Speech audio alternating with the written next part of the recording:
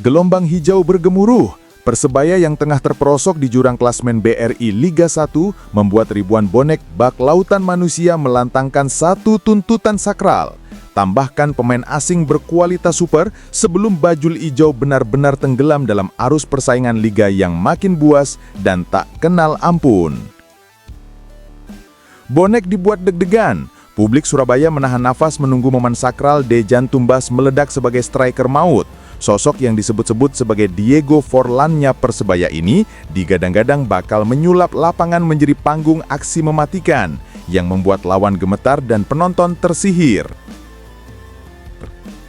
Geger di kota Medan, PSMS lakukan manuver transfer yang bikin lawan geleng-geleng kepala. Ex-gelandang Persebaya resmi digaet, disebut-sebut bak mesin perang di lini tengah yang siap mengguncang stadion dan mengubah peta persaingan liga. Halo sedulur bonek kabeh, sugeng rawuh nang channel iki. Ojo lali rek klik subscribe lan tekan tombol lonceng, ben koen ora ketinggalan kabar paling anyar Persebaya. Matur suwun.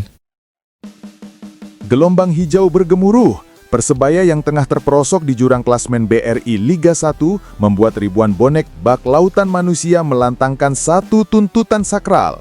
Tambahkan pemain asing berkualitas super sebelum bajul ijo benar-benar tenggelam dalam arus persaingan liga yang makin buas dan tak kenal ampun. Kekalahan perdana harus dirasakan Persebaya Surabaya dalam mengarungi persaingan ketat di Super League musim ini. Apalagi mereka harus kalah di depan bonek yang hadir di Stadion Gelora Bung Tomo, Jumat 8 Agustus. Kegagalan mendapatkan 3 poin menghadapi tim promosi PSIM Yogyakarta membuat Persebaya harus bertengger di posisi ke-13 klasemen sementara Super League. Green Force sedikit beruntung karena tidak mengalami kekalahan besar seperti yang diderita tim runner-up musim lalu, Dewa United, yang kalah 1-3 atas Malut United. Super League memang masih panjang, tapi berbagai reaksi bonek sangat menarik untuk dilihat setelah kekalahan di laga perdana. Nah, berikut ini ada 3 reaksi bonek dari postingan akun fanbase @online Persebaya. Karena masih memainkan laga perdana di Super League, bonek sadar bahwa ini baru permulaan. Masih ada 33 pertandingan yang akan dihadapi Persebaya musim ini. Ingat rek, masih pertandingan pertama ini, support aye jangan dipaido, atau dicela atau dikritik di sek. Komentar bonek yang mengajak agar tidak melakukan kritik yang terlalu keras karena masih pertandingan pertama. Perlahan tapi pasti, ini baru awal. Ayo bangkit Persebayaku. Dukungan bonek pada Persebaya agar segera bangkit. Sorotan tajam tentu tertuju pada pelatih Persebaya Eduardo Perez pasca kekalahan melawan PSIM Yogyakarta. Padahal, pelatih asal Spanyol tersebut sempat membuat bonek yakin karena berhasil menang dalam 2 laga uji coba resmi menghadapi Football West All Star dan PSS Sleman. Masih pertandingan pertama, terlalu dini kalau kita menghakimi pelatihnya rek. Tunggu next game aja. Apapun hasilnya dilihat aja dari jalannya permainan. Dari tiap lini, progres pemain baru juga. Kalau masih seperti game pertama, berarti ada yang salah strategi. Komentar bonek yang lainnya. Pendaftaran pemain akan berakhir hingga Agustus nanti. Untuk itu, tim-tim Super League masih punya kesempatan untuk mendatangkan pemain asing atau lokal. Termasuk Persebaya sebenarnya masih punya kesempatan untuk menambah amunisi barunya. Jika benar-benar ingin mendatangkan pemain, bonek menginginkan adanya penambahan pemain yang berperan sebagai pengatur serangan. Manajemen tambah amunisi pemain asing maneh buat playmaker. Komentar salah satu bonek terkait penambahan pemain asing. Itu tadi beragam reaksi bonek terhadap kekalahan Persebaya yang membuat mereka bertengger di posisi ke-13.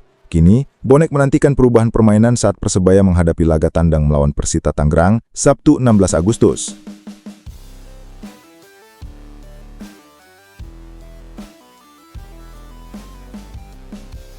Bonek dibuat deg-degan. Publik Surabaya menahan nafas menunggu momen sakral Dejan Tumbas meledak sebagai striker maut. Sosok yang disebut-sebut sebagai Diego Forlannya Persebaya ini digadang-gadang bakal menyulap lapangan menjadi panggung aksi mematikan yang membuat lawan gemetar dan penonton tersihir. Dejan Tumbas didatangkan oleh Persebaya Surabaya di paruh putaran kedua musim 2024-2025. Dia berposisi sebagai pemain depan dan didatangkan dengan status bebas transfer dari klub FK Hujan Tajikistan. Tak main-main, pemain asal Serbia ini datang ke Indonesia dengan atribut pemain asing terbaik Liga Tajikistan 2024. Debut Dejan Tumbas dimulai tak lama dari sesi perkenalan, yaitu saat away melawan PSS Sleman. Di laga debutnya, dia mencetak 1 gol namun dianulir VAR dan Persebaya Surabaya kalah dengan skor 3-1. Kesan pertama yang didapatkan saat melihat penampilan striker bernomor 91 ini adalah ngeyel, berteknik dan penempatan posisi yang bagus. Namun tatkala Gilson Costa penampilannya memburuk, maka Dejan Tumbas dimainkan sebagai gelandang oleh Paul Munster. Dan hasilnya tidak buruk, bahkan Tumbas mampu mencetak 1 gol saat melawan Semen Padang, yang lagi-lagi harus dianulir karena dianggap offside oleh keputusan VAR. Saat dimainkan sebagai gelandang tengah, Dejan Tumbas mencerminkan bahwa dirinya mampu menunjukkan kinerja yang baik dan etos kerja tinggi, sehingga tak salah jika banyak orang merepresentasikan penampilannya sebagai wujud endas mangap yang sesungguhnya. Memasuki musim 2025-2026, tampuk kepelatihan telah berganti dari Paul Munster ke Eduardo Perez. Namun Perez tidak mengembalikan Tumbas ke posisi aslinya sebagai seorang penyerang. Alih-alih mengembalikannya sebagai pemain depan, Tumbas justru dipasang sebagai bek kiri. Terlihat di laga pramusim tatkala melawan Western Australia. Banyak pihak tentu kagum dengan versatility yang dimiliki oleh Dejan Tumbas. Namun ada juga yang menanyakan kenapa kok harus dia yang dimainkan di posisi itu. Tentu, alasan utama mengapa Tumbas diplot menjadi bek kiri hanya pelatih dan jajarannya yang memahami. Namun, bukan tanpa celah saat Dejan Tumbas dimainkan sebagai bek kiri. Ini terlihat di laga pembuka BRI Super League 2025-2026 saat melawan PSIM Yogyakarta. Sebagai pemain yang dominan menggunakan kaki kanan, tentu perlu waktu untuk mengolah si kulit bundar saat mengawali sebuah skema permainan. Mengawali sebuah skema permainan sebagai pemain yang dominan menggunakan kaki kanan, tentu perlu waktu untuk mengolah si kulit bundar saat mengawali sebuah skema serangan.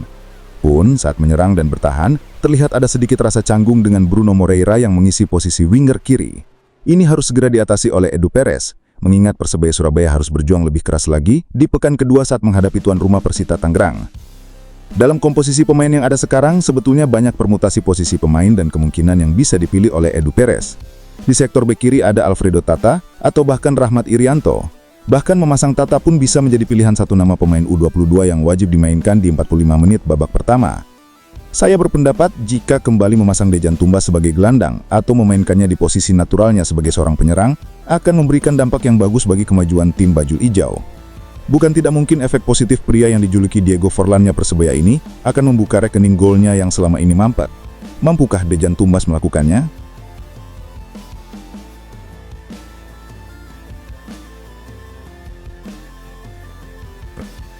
Geger di kota Medan, PSMS lakukan manuver transfer yang bikin lawan geleng-geleng kepala.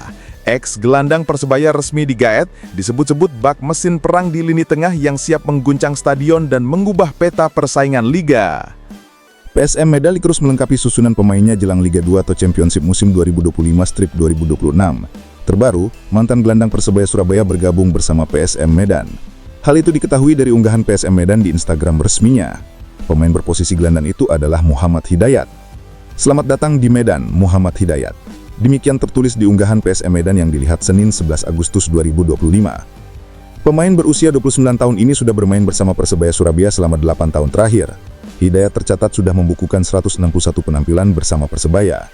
Di akhir musim lalu, Hidayat mengalami cedera dan berpisah bersama Persebaya pada pertengahan tahun ini. Hidayat menjadi pemain ke-18 yang diumumkan PSM Medan musim ini. Dari 18 pemain itu baru 1 slot yang terisi untuk pemain asing.